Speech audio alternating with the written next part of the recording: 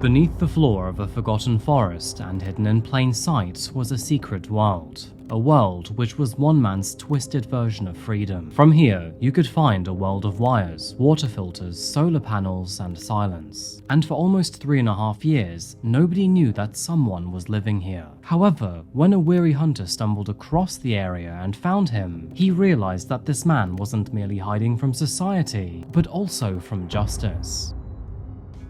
Welcome back to Coffeehouse Crime, folks. My name is Adrian, and today we're heading underground to look at one of the strangest stories I've come across. Now, this one is a little bit different to the usual format, but I'm sure you'll find it interesting.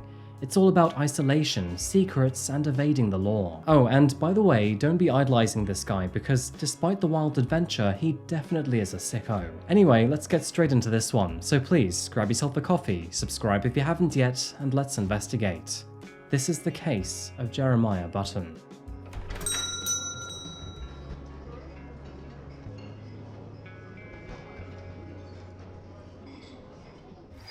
Today, we begin with a strange story from Wisconsin. Going straight to the story's predator, we meet a man named Jeremiah. And although Jeremiah lived what many would call an ordinary life, it eventually wouldn't ring true. Born in April of 1975, he grew up in a small town near Warsaw. The kind of place where, at the time, you would never really lock your front doors, and where your neighbors probably knew your middle name. Now, Jeremiah was not particularly well known, but he wasn't invisible either. To most people, he was just that quiet and slightly odd guy who mostly kept to himself.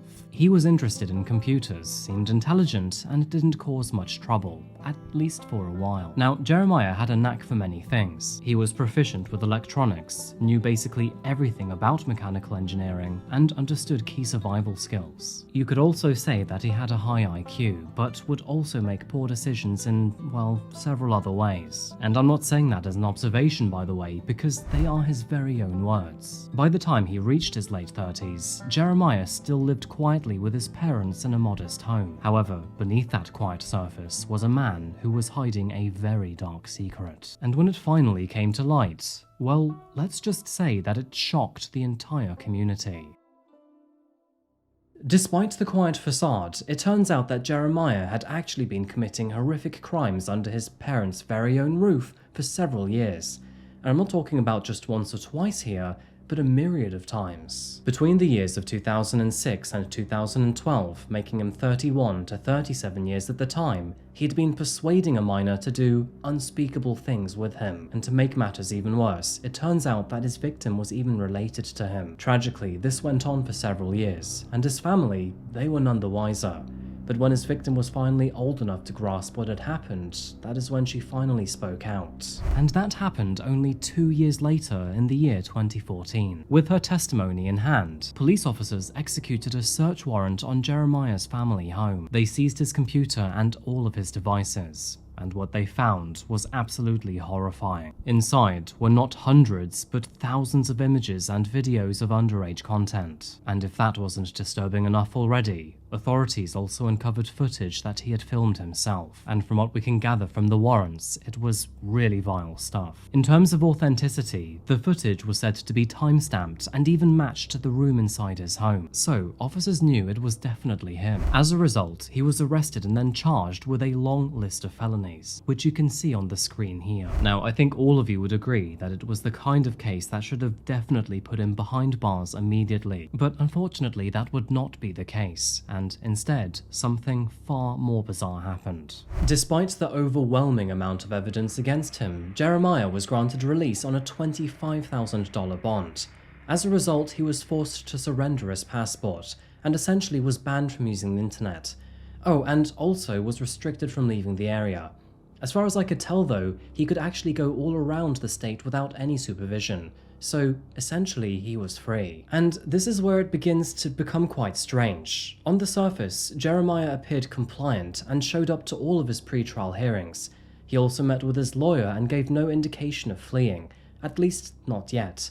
But behind the scenes, well, he was quietly executing a plan. And then, in 2016, and only 2 weeks before his trial was set to begin, Jeremiah vanished. And I mean quite literally disappeared without a trace. Most of the people on the outside thought that he had simply run off, while others began to speculate that maybe he had made one too many enemies. Meanwhile, his family, well, they thought they knew, but in reality, they actually didn't. Apparently, Jeremiah left a note for his mother on the kitchen counter claiming that he was leaving for Florida to start a new life. Even so, officers couldn't actually trace a single movement beyond that point, and so even they had doubts. With no signs or leads, the authorities placed Jeremiah Button at the very top of their most wanted list. But unfortunately, every public tip would lead to a dead end, and they were none the wiser as to where he may have disappeared. But the truth is that Jeremiah did not actually run very far. He didn't board an aeroplane or even cross any state lines, and instead, he merely vanished into the woods. And it would stay that way for quite a while too, because for the next 3.5 years, not a single soul would see him again. Fast forward 3.5 years, and it is now August of 2019. America was enjoying yet another quiet summer. Some could even argue the last normal one that we had ever experienced. And deep in the rural woods of Wisconsin, a man named Tom Nelson was out on his usual walking route. As a very well-seasoned outdoorsman, Tom knew these forests like the back of his hand. He had hunted these trails for several years, getting to know the terrain and the people around the small town of Ringgold. For the most part, the woodlands that surround this area are peaceful. The Ice Age Trail, which cuts through this region, offers hikers and hunters alike the chance to explore Wisconsin's natural beauty. But saying that, there was also one patch of the forest that had now been bothering Tom for several months, and there was something that he just couldn't shake out of his gut instinct. You see, a few months prior, and back in November of 2018, Tom had spotted something odd. From what he remembered, it was a bitterly cold day, and with this being Wisconsin, there was snow everywhere. As you can imagine, snow does not let much slip by unnoticed. You take a step, and there's a footprint, and you brush past a branch, and there's disturbed foliage. And, well, if you fall over, yup, you've got a butt print. And for someone like Tom, who I already mentioned was a seasoned hunter, those clues were as clear as trail markers. So, when he noticed unusual tracks, that being snow that had been deliberately brushed away by pine branches, well, Tom knew that someone was trying to cover up their path. And of course, that led him to the next question, why? Curious by the markings, Tom followed the trail, and that is when he found something that he never expected. A hidden door that seemed to be built right into the hillside. At first, Tom wasn't quite sure what to make of it, but that is when he noticed a makeshift septic system nearby, and let's just say that, by his eyesight and his nose, he could tell it had definitely had some use. Both uneasy and unsure of what he had just stumbled upon, Tom then left the area and tried to put it out the back of his mind. And he did even call the police to report it, but without any clear directions, they couldn't find the spot he was talking about. And so, with no answers and that mystery still gnawing away at him, Tom decided to return only a few months later, determined to uncover what exactly, or who exactly, was hiding in those woods. The entrance was basically invisible because apparently you could be standing 20 feet away from it and never know it was there. But eventually, Tom spotted it once again, and this time he was ready. As he approached the doorway, his hands trembled with fear and excitement. He didn't know whether he was about to step into some random abandoned shelter or actually someone's home. And what if they had a gun? Very slowly, he pushed the door open, and as the dust began to settle, he could finally see inside. And that is when he saw all of it. There was canned food, cardboard boxes, stray wires, and a single light bulb hanging from the ceiling, still swaying gently in the air. But there was more too.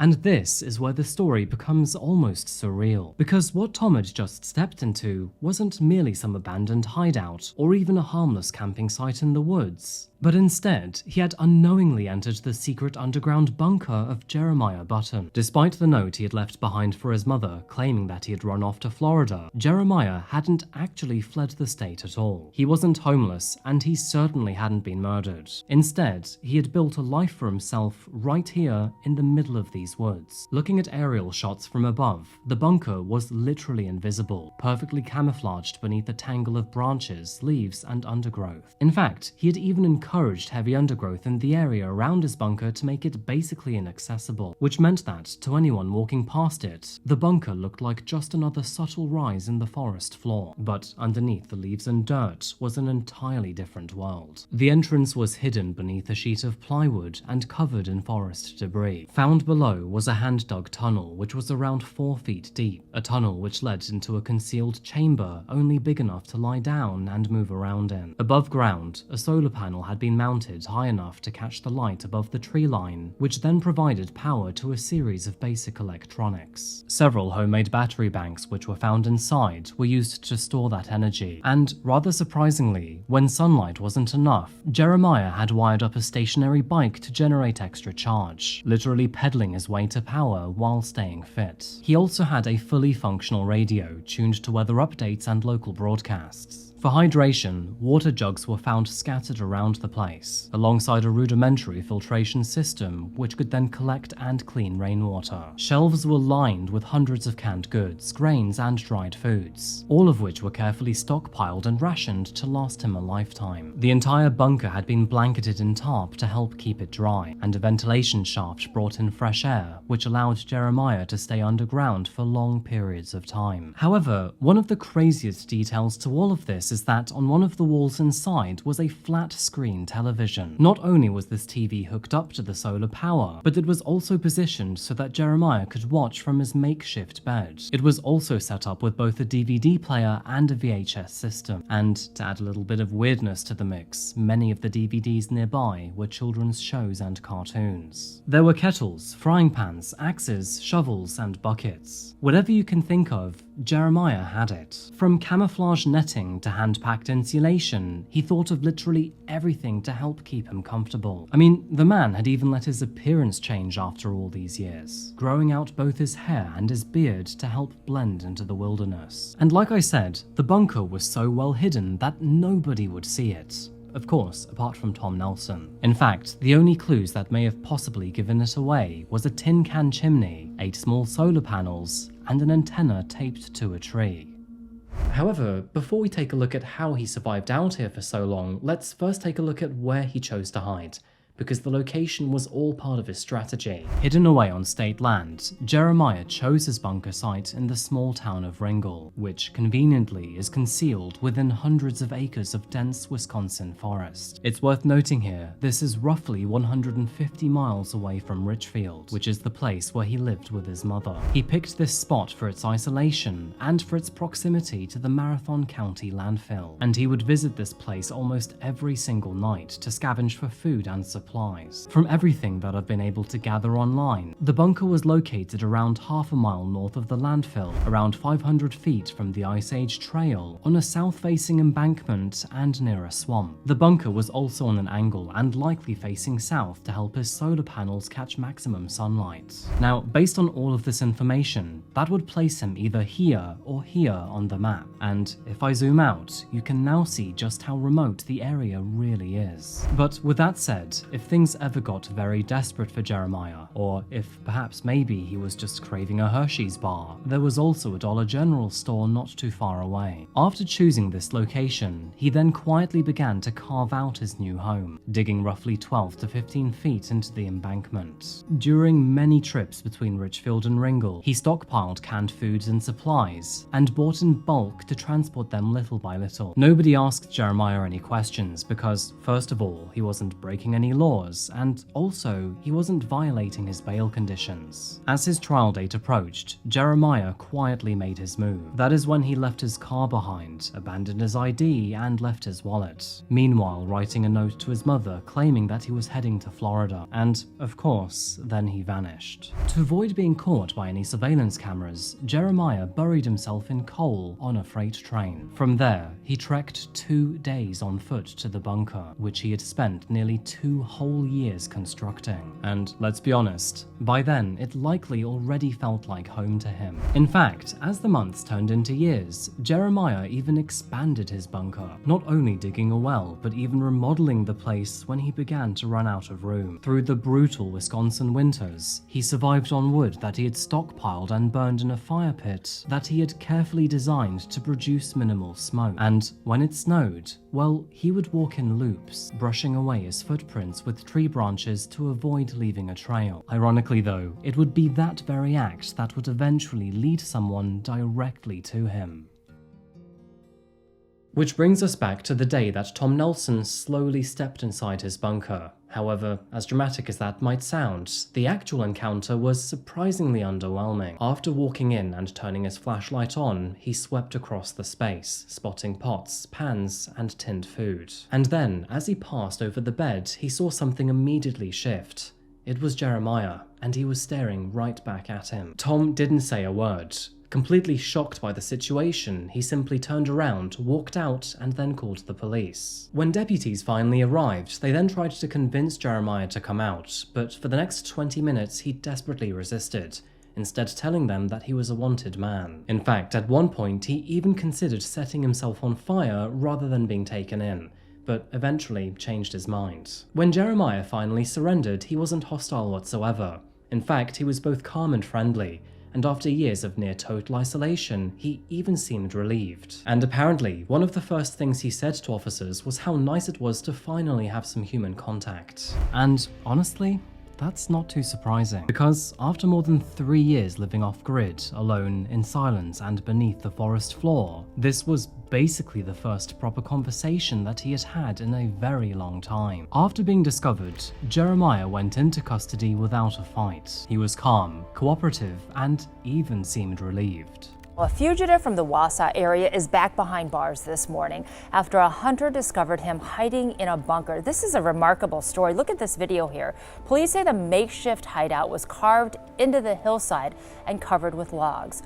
Jeremiah Button lived there for 3 years, living off items that he found in the landfill, which was a half-mile away. It was even outfitted with electricity and a water filter system. Tom Nelson described what he found back on August 9th. And then I come around the corner a little bit, and there he is, laying in his bed. I mean, I was shaking when I went in. I was shaking when I went out. Button vanished in 2016, just weeks before he was set to stand trial on child sex charges. He was then held on a $100,000 bond, which, honestly, I kind of find to be a strange decision, because, well, I mean, it's kind of obvious. If Jeremiah had already managed to disappear into the woods after being released on bond once, then apart from the money, what was really going to stop him from doing it again? During his interviews, Jeremiah admitted that he hadn't told a single soul about the bunker. Not friends, not family, literally no one. In fact, he even claimed that he had zero contact with any of his loved ones ever since the day he vanished. Basically, he lived in total isolation, barring the occasional exchange in words with nearby hikers who sometimes passed by. It was, by his own admission, an incredibly lonely existence. Back at the bunker, which by now had become the scene of a full-blown investigation, police officers executed a search warrant, before then seizing several hard drives and many electronic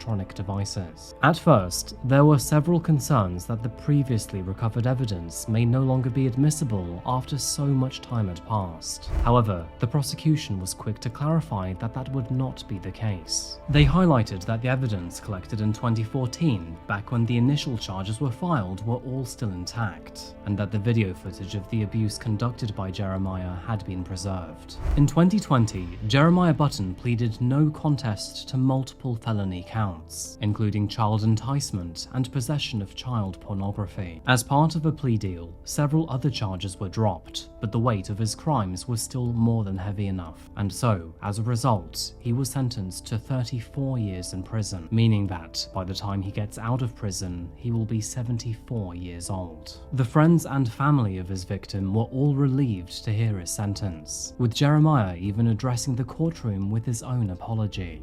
I have no excuse for what I've done, nor can I explain it. I know at the time I came up with justifications for it, But the bottom line is I was sick and out of my mind.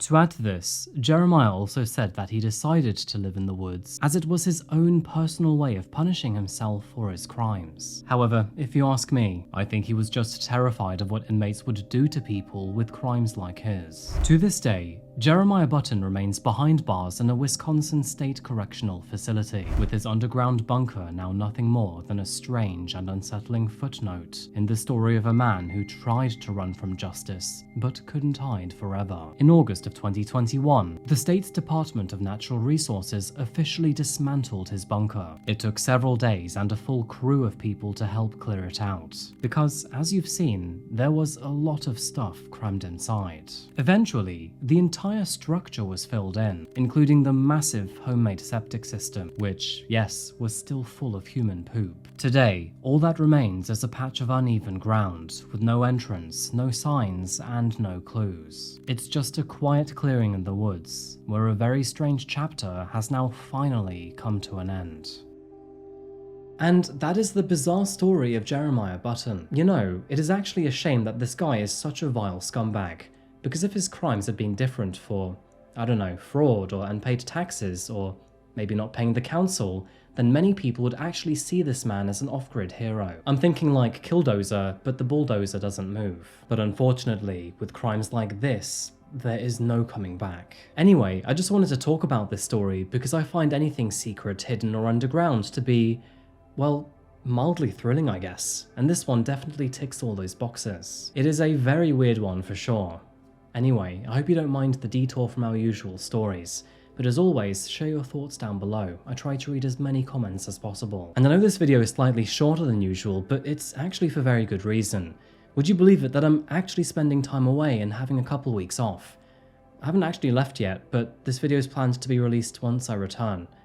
Anyway, I'm spending time with family and friends back in the UK, and honestly I can't wait, and I'm sure I'm gonna have fun. By the way, is it only me that feels really guilty leaving pets on holiday? I'm already missing Nero. Anyway, thank you so much for watching today, folks. I really do appreciate you making it this far. If this case gave you chills or made you check your basement, then please do consider subscribing.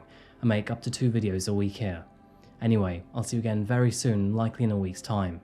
Until that moment arrives though, remember to look after yourselves, look after each other, and of course, stay curious. Thank you, and goodbye.